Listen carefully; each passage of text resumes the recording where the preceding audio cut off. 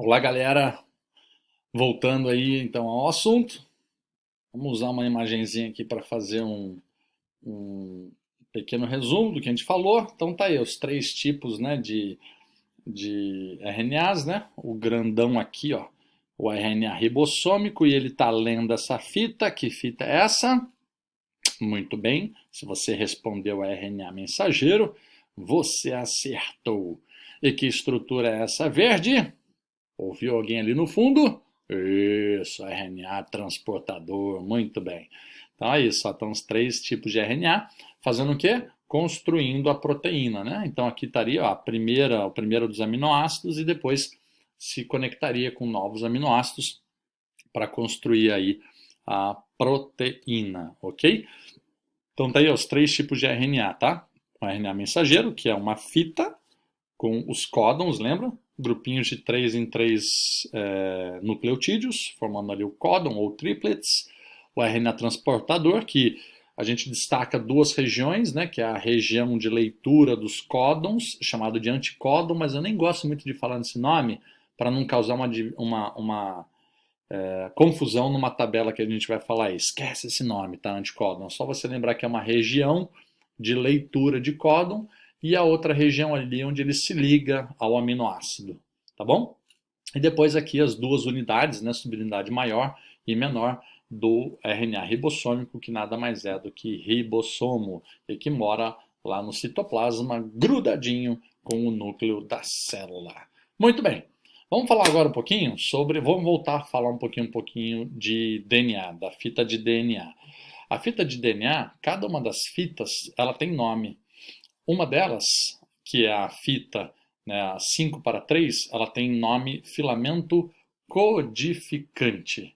Então é o filamento de... volta. Deixa eu botar aqui a minha canetinha virtual. Tcharam! É o filamento que tem sentido 5 para 3. Horas, preste atenção, se ele tem o sentido 5 para 3, o que acontece? Ele não é o carinha que vai me dar origem do RNA. Por quê? Porque o RNA também precisa ser construído de 5 para 3. A RNA polimerase, que é a enzima que constrói a fita de RNA mensageiro, só sabe construir de 5 para 3. Para ela construir de 5, meu Deus, estou ficando bom aqui usar o mouse para escrever, hein? Preciso comprar aquelas lozinhas, né, digitais. De 5 para 3, ela precisa, para ela construir de 5 para 3, ela precisa estar lendo uma fita de 3 para 5. Lembra? Porque é sempre de ponta cabeça. Então, o filamento 5' para 3' do DNA não é o filamento que vai dar origem ao meu RNA. Esse aqui seria o meu RNA. Meu Deus, escorregou aqui. Esse aqui seria o meu DNA. Ou seja, para eu construir o meu RNA, eu preciso usar o filamento que é de 3 para 5, 3' para 5'. Aí, esse filamento vai chamar filamento não codificante. Ok? Então, olha só aqui nesse desenhozinho breve. Ó. Aqui está o processo de replicação ou duplicação do DNA. Nós temos uma fita 5' para 3', que é a fita que não vai ser usada para formar o DNA. Essa fita ela vai ser duplicada. Lembra que ambas as fitas do DNA elas conseguem ser duplicadas. Uma duplicação contínua e outra vai voltando formando fragmentos de Okazaki. Lembra? Beleza, isso aí ficou lá atrás. Então, ó, a 5', 3', ela vai ser o molde para eu construir o filamento não codificante, que é o 3' para 5'. E esse cara é o que me interessa para construir o meu RNA. Então é a partir do filamento não codificante. Gravem bem esse nome. Por quê? Porque esse nome é cobrado. Muitos exercícios de vestibular, de Enem, eles te dão uma sequência de DNA. Alguns te dão a molezinha de estar lá, colocar o número 35 ou 53. Alguns não. Alguns só te dão o nome e contam que você saiba esse nome. Então tá aí, ó. Esse é o não codificante. O não codificante é o que você usa. Cuidado, porque ele pode ser chamado também de filamento transcrito, tá bom? E esse aqui, ó, o codificante, ele também pode ser chamado de filamento consentido. Então, se ele falar codificante, não é o que você usa. O não codificante é o que você usa. Ou seja, se o exercício te der o 5:3, ou seja, o codificante, o que você tem que fazer? Você tem que primeiro fazer a duplicação do DNA. Como?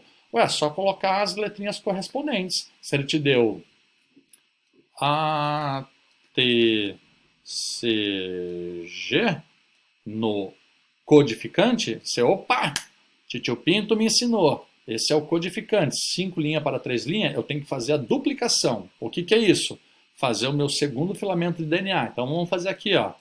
T, A, G, C.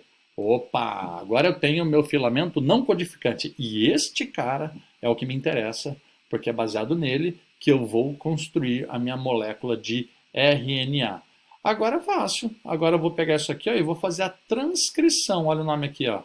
Transcrição. O que é a transcrição? Eu vou transformar isso aqui em RNA. Então, ó, o T encaixa com quem mesmo?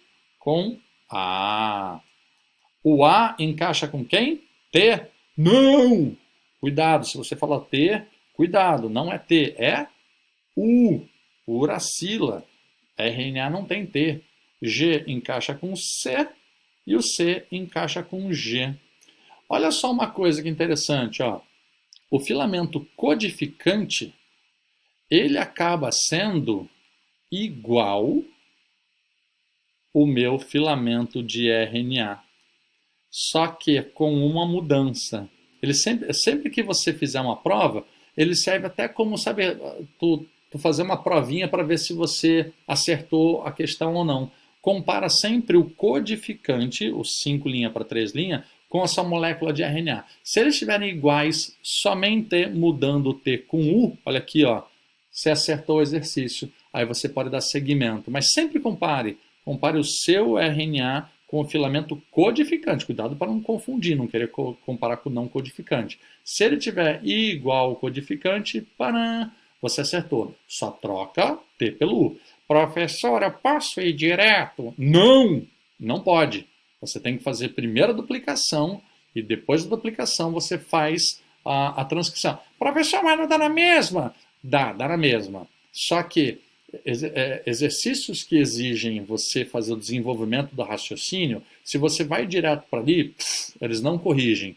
Por quê? Porque a sua célula não faz isso. Se você tem que mostrar o processo que acontece, você tem que passar pela duplicação. Tá aqui, dupliquei primeiro, para depois eu ir para a transcrição. Aí tá certo. Então não caia nessa tentação de pular etapas. Vá etapa por etapa. Beleza? Então vamos adiante. Então tá aí, ó. Aí nós temos então 3 processos para sair do DNA e chegar até uma proteína. É o processo de duplicação, transcrição e tradução. Duplicação da molécula de DNA, filamento codificante para não codificante. Depois eu transformo esse DNA em RNA. Esse processo se chama transcrição. Aí eu faço o meu RNA mensageiro, cheio de códons.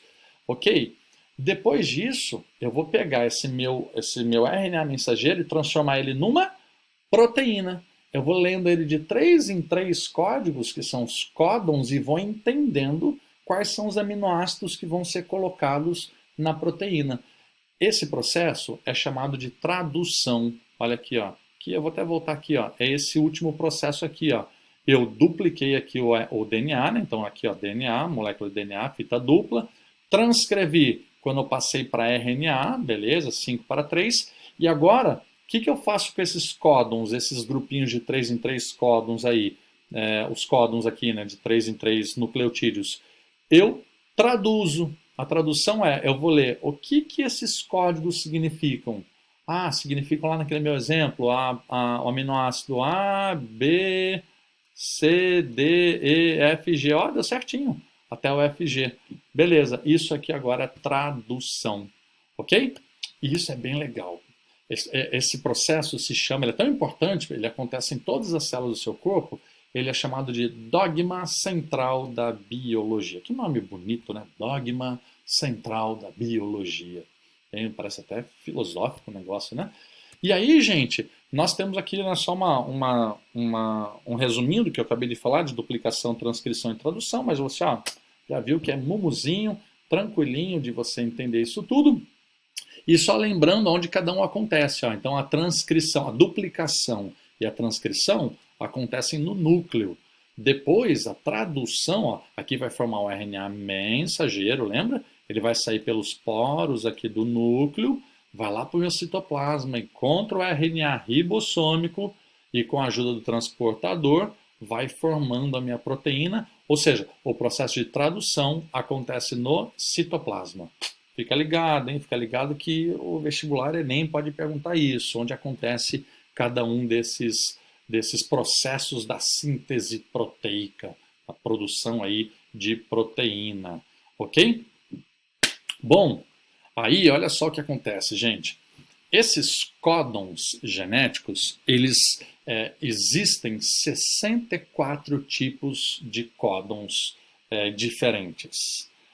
Mas, porém, entretanto, eu não sei se você lembra, mas lá no início do ano, quando nós estudamos proteínas, Titio Pinto falou que só existem, vou fazer bem grandão aqui, só existem 20 tipos de aminoácidos. Opa! Como é que pode existir 64 tipos de códons e só 20 tipos de aminoácidos? Qual é a questão? A questão é que o nosso código genético humano ele é chamado de código genético degenerado ou redundante. Se liga nessa palavrinha que parece um negócio besteirinha e eu já vi muita questão perguntando isso. O que é código genético degenerado, redundante? É muito fácil. O significado... Tchan! Aqui está a tabela de códons. Você vai ver, olha os códons aqui. Aqui estão todos os códons existentes. Eu vou contar, blá, blá, blá, blá. Opa, 64, acabei de contar, certinho. Gente, mas se você for contar, você tem 20 aminoácidos. O que é isso? É porque diversos códons vão dar origem ao mesmo aminoácido. Então, exemplo, aqui está a serina. A serina, só aqui você vai ver que ela tem 1, 2, 3, 4 códons diferentes que buscam o mesmo aminoácido. Só que não são só esses 4 não. Olha a serina aqui de novo. Na realidade são 6 códons diferentes que dão origem ao aminoácido serina. Por isso que isso é chamado de degenerado ou redundante. Porque um mesmo aminoácido ele é chamado por códons diferentes. Então você tem no total 20 aminoácidos diferentes com 64 códons. Mas, se ligue, somente 61 códons, dos 64, somente 61 códons dão origem a um aminoácido. 64 menos 61, está faltando 3. E os outros 3? O que será que são? Cenas do próximo capítulo. Próxima aula, próximo link eu respondo.